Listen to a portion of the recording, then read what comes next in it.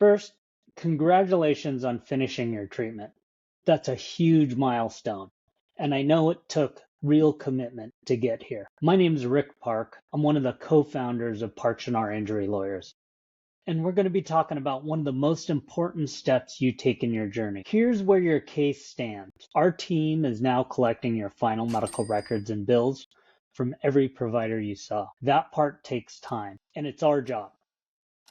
There's nothing you need to do there. But while we wait, there's one thing that only you can do. And it's one of the most important documents for telling the human side of your case, your impact statement. Your medical records tell the insurance company what happened to your body. They do not tell them what this accident took from your life. The insurance company will never see you across the table. Your impact statement is how they meet you, how the adjuster who puts a number on your case understands what these months have actually been like for you. A detailed impact statement helps us present the full value of your case. There are two ways to do your impact statement, and they work equally well. So pick whichever one feels most natural to you. Option one, you write it.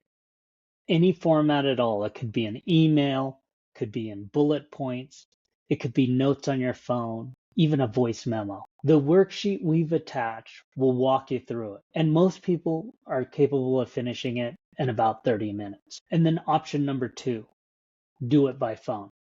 Call our office, we'll schedule a consultation, and you just need to talk. We'll ask the questions, we'll write everything down, we'll organize it. And if writing isn't your thing, this is exactly what the phone option's for. I'll tell you how to prepare that call in a minute. So whichever way you choose, there are only two rules. Rule number one, be real. Be authentic. This has to sound like you, because it is you. Don't polish it. You don't exaggerate. And just as importantly, don't tough guy it and downplay what you've been through. You don't need to worry about spelling, grammar, or organization. And I mean that. You get it down in your own words. My team cleans it up, organizes it. We send it back to you so that you can confirm that every word is accurate before it's ever even used. Nothing goes out without your approval. So don't make it perfect, make it true. And then rule number two, be specific. Names, places, moments, not my life has changed. I want to hear what Tuesday looks like now. The details are what makes an adjuster stop skimming and start paying attention. And let me show you exactly what I mean. Here's the difference between a statement that moves the needle and one that doesn't. So a generic statement would say, I can't do the activities that I used to enjoy. But a great statement would say, I had to give up coaching my daughter's volleyball team this season. Coaching was our thing. Watching from the bleachers while another parent runs her drills is the hardest part of my week. Here's another example. I have anxiety when driving. The great statement says, anytime a car gets close to my lane, I grip the wheel and brace like it's about to happen again. I take side streets to work now just to stay off of the highway. And example number three. The generic statement says, the pain affects my daily life. But the great statement says, by the time I finish dinner, dishes, my lower back is throbbing. And most nights, I have to lie down before I can help my son with his homework. Hear the difference? It's the same person and the same injury, but the second version is the one an adjuster remembers. And you don't need fancy words to do it. You just need the real details of your real life. So what should you actually talk about? Well, the worksheet walks you through everything. But here's the heart of it. Think in terms of before and after. So number one, your life before the accident. What'd you do in a normal week? What's that look like? How was work or your family or your hobbies? What were you known for? And then number two, your body since the collision or the injury, where the pain is, when it shows up, what makes it worse? Are there good days and bad days? How often do symptoms flare up and what triggers them? What do you now avoid? What do you plan around? or ask help with. Number 3, work or school, hours missed, duties you can't do, how it felt to fall behind. Number 4, daily life at home, your chores, driving, sleeping, that's a big one. The small things that got hard. Number 5, the people in your life, what your spouse or your kids or your friends have to take over or have noticed about you. Use names. Tell me about specific moments. Number 6, what you've lost or had to give up, whether that be hobbies or sports, traditions, and any one-time events you missed, whether you had to miss a vacation or a wedding, a graduation, a season of your kids' sports. Number 7, the emotional side, fear in the car, frustration, embarrassment, how it's affected your mood. Tie it into real moments if you can. Number 8, and looking ahead, what worries you about the future?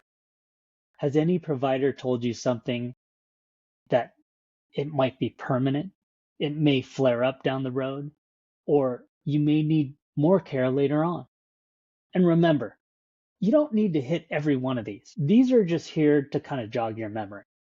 A handful of real specific moments beats a complete set of generic answers every single time. Now, if you're going to go with a phone conversation, do me one favor. Before the phone call, spend a few minutes thinking about these 5 things. Number 1, your worst day since the accident. What happened that day? Number 2, something that you used to do that you can't do now, or you can't do in the same way. Number 3, a moment this injury left you frustrated or embarrassed. Number 4, what the people closest to you would say has changed about you. And then number 5, what you're afraid still won't be back to normal a year from now. Just jot down a word or two about each of these on a sticky note. Have it with you when we talk. That's all the preparation you need. And one more thing that can genuinely strengthen your case. The insurance company hears from you, and they hear from us. But the most convincing voice is someone with nothing to gain. It's your spouse, or a family member, or a coworker, a neighbor, somebody from your church, or your gym. The coworker who's watched you need help with things you used to do easily. The teammate who knows you've never missed a practice until the accident. A few sentences from them, in their own words, about what they've seen, that adds credibility that no document can. And also, if you give us their name and number, we can also contact them. If someone's willing to write a few sentences, here's the one thing that matters. They should describe what they personally observed changed. Chores you've handed off, your mood, your sleep, how you move, driving, what you skip now, what they saw with their own eyes, not just what you told them. I know a lot of people keep the accident private. You don't have to broadcast it, but the accident was not your fault. And letting the people close to you know what you're going through, that both helps you cope with the injuries and lets them speak up for you. If 1 or 2 people come to mind, just include their names and how to reach them. Or have them send us a few sentences directly. And then one last thing about why this is worth your time. Everything we do from here builds on this document. The demand package we send to the insurance company, our negotiations, and if it ever comes to it, how we'd tell your story to a jury. 30 minutes now sets up the entire rest of your case. And it makes sure that when we sit down across from the insurance company, we're presenting everything your case is worth. We don't leave anything on the table.